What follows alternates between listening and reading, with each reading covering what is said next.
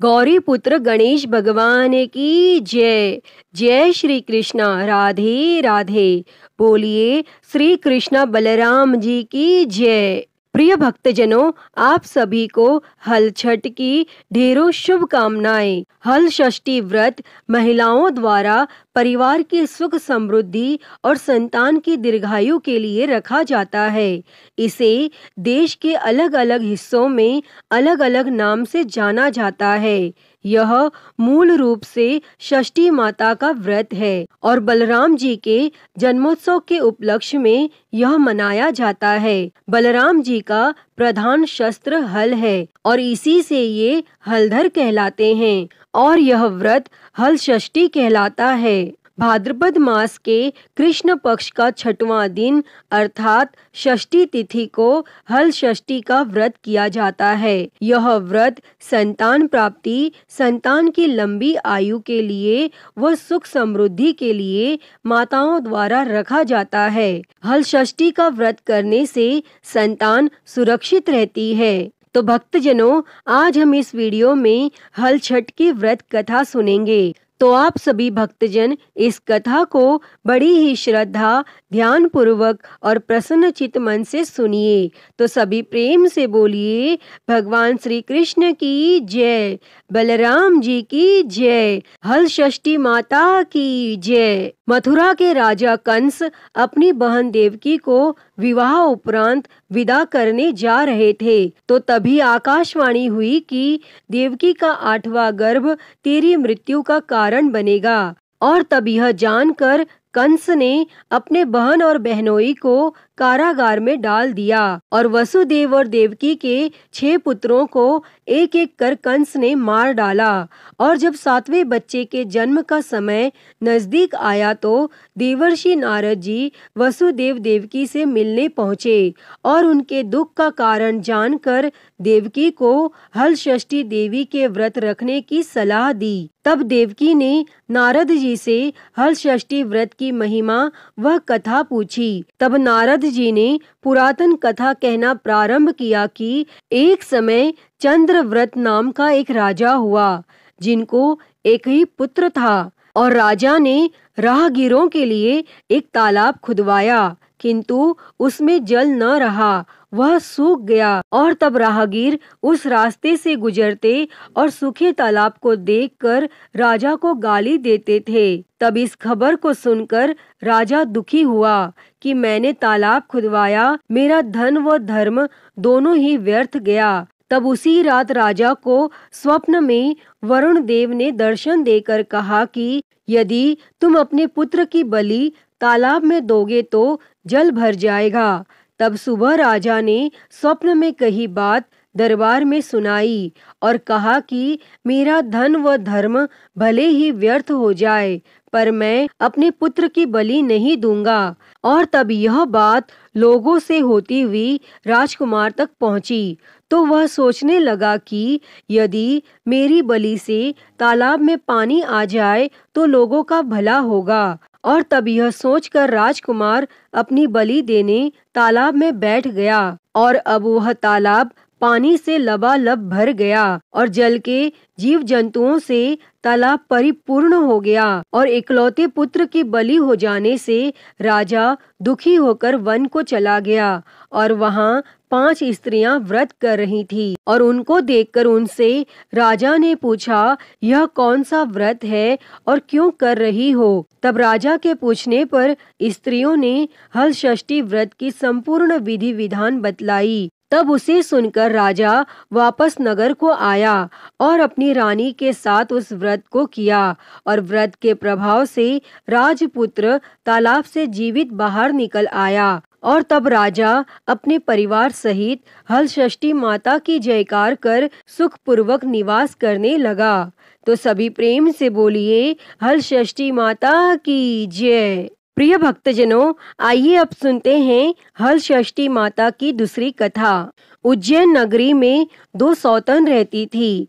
एक का नाम रेवती तथा दूसरी का नाम मानवती था। रेवती को कोई संतान नहीं थी, जबकि मानवती के 2 पुत्र थे।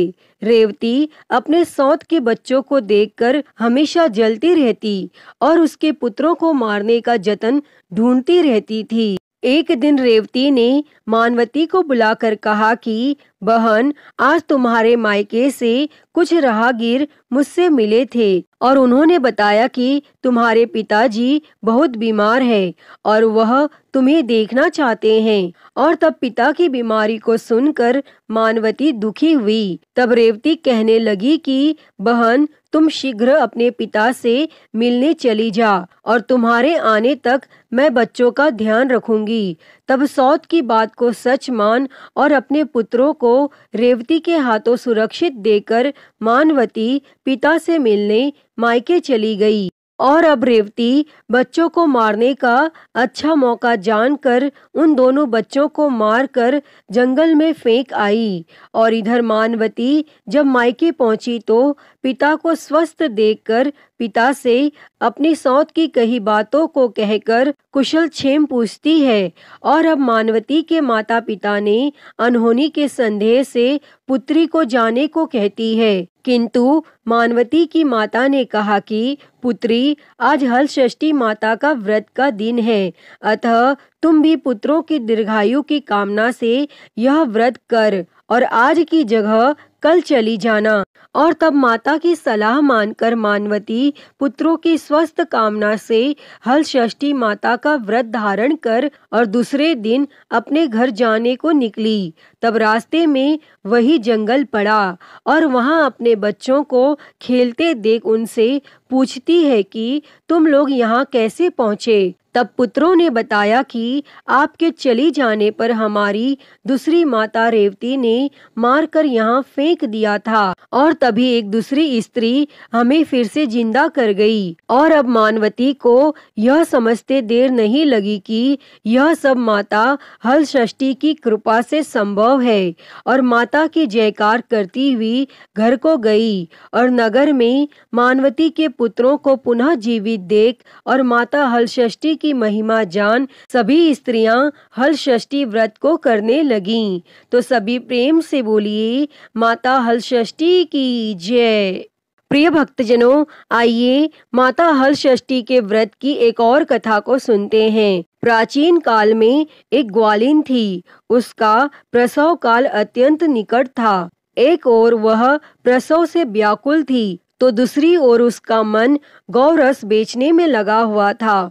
उसने सोचा कि यदि प्रसव हो गया तो गौरस यूं ही पड़ा रह जाएगा और यह सोचकर उसने दूध दही के घड़े सिर पर रख और बेचने के लिए चल दी।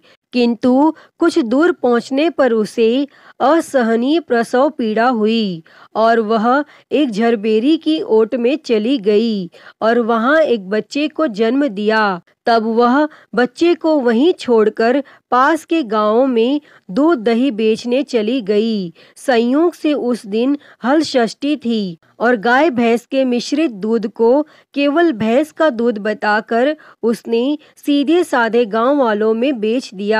और उधर जिस झरबेरी के नीचे उसने अपने बच्चे को छोड़ा था उसके समीप ही खेत में एक किसान हल चला रहा था और अचानक उसके बैल भड़क उठे और हल का फल शरीर में घुसने से वह बालक मर गया। और इस घटना से किसान बहुत दुखी हुआ। फिर भी उसने हिम्मत और धैर्य से काम लिया और उसने झरबेरी के कांटों से ही बच्चे के चीरे हुए पेट में टांके लगाए और उसे वहीं छोड़कर चला गया। तब कुछ देर बाद ग्वालिन दूध बेचकर वहां आ पहुंची और अपने बच्चे की ऐसी दशा देखकर उसे समझते देर नहीं लगी कि यह सब उसके पाप की ही सजा है। और वह सोचने लगी कि यदि मैंने झूठ बोलकर गाय का दूध न बेचा होता और गांव की स्त्रियों का धर्म भ्रष्ट न किया होता तो मेरे बच्चे की यह दशा न होती। अतः मुझे लौटकर सब बातें गांव वालों को बताकर प्रायश्चित करना चाहिए। और तब ऐसा निश्चय कर वह गांव में पहुंची जहां उसने दूध दही बेचा था। वह गली गली घूमकर अपनी करतूत और उसके फलस्वरूप मिले दंड का बखान करने लगी। तब स्त्रियों ने स्वधर्म रक्षार्थ और उस पर रहम खाकर उसे क्षमा कर दिया और आशीर्वाद दिया। तब बहुत सी स्त्रियों द्वारा आशीर्वाद लेकर जब वह पुनः झरबेरी के नीचे पहुंची तो यह देखकर आश्चर्यचकित रह गई कि वहां उसका पुत्र जीवित अवस्था में पड़ा है। और तभी उसने स्वार्थ के लिए झूठ बोलने को ब्रह्म हत्या के समान समझा और कभी झूठ न बोलने का प्रण कर लिया। अतः हे हलषष्ठी माता, जैसी कृपा आपने उस ग्वालिन पर की वैसी ही कृपा इस कथा को कहते सुनते हुंकारा भरते सभी पर करना। सभी की संतानों को लंबी आयु देना। तो सभी प्रेम से बोलिए हलषष्ठी माता की जय, श्री बलराम जी की जय, श्री भगवान कृष्ण जी की जय। प्रिय भक्तजनों, आइए अब सुनते हैं हर व्रत कथा के साथ पढ़ी और सुनी जाने वाली एक पौराणिक लोक कथा। इस कथा के अनुसार एक लप्सी था और एक तपसी था। तपसी हमेशा भगवान की तपस्या में लीन रहता था और लप्सी रोजाना 1.25 सेर की लापसी बनाकर भगवान को भोग लगाकर जिम लेता था। और एक दिन दोनों लड़ने लगे। तपसी बोला, मैं रोज भगवान की तपस्या करता हूँ, इसीलिए मैं बड़ा हूँ।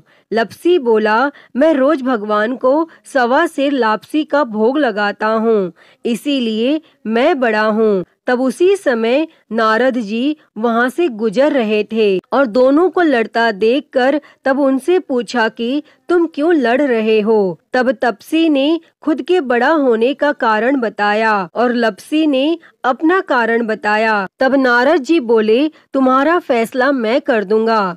और फिर दूसरे दिन लप्सी और तपसी नहाकर अपनी रोज की भक्ति करने आए तो नारद जी ने छुपकर 1.25 करोड़ की एक एक अंगूठी उन दोनों के आगे रख दी। तपसी की नजर जब अंगूठी पर पड़ी तो उसने चुपचाप अंगूठी उठाकर अपने नीचे दबा ली। और जब लप्सी की नजर अंगूठी पर पड़ी लेकिन उसने ध्यान नहीं दिया और भगवान को भोग लगाकर लापसी खाने लगा। तब नारद जी सामने आए तो दोनों ने पूछा कि कौन बड़ा। तो नारद जी ने तपसी से खड़ा होने को कहा। वो खड़ा हुआ तो उसके नीचे दबी अंगूठी दिखाई पड़ी।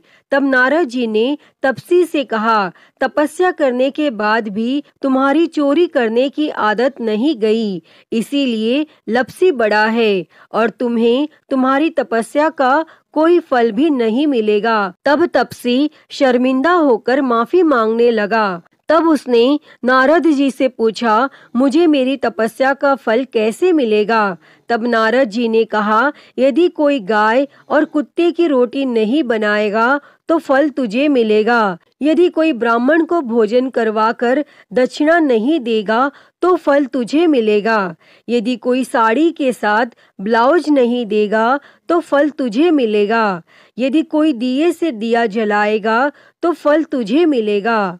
और यदि कोई सारी कहानी सुने लेकिन तुम्हारी कहानी नहीं सुने तो फल तुझे मिलेगा। और उसी दिन से हर व्रत कथा कहानी के साथ लप्सी तपसी की कहानी भी सुनी और कही जाती है।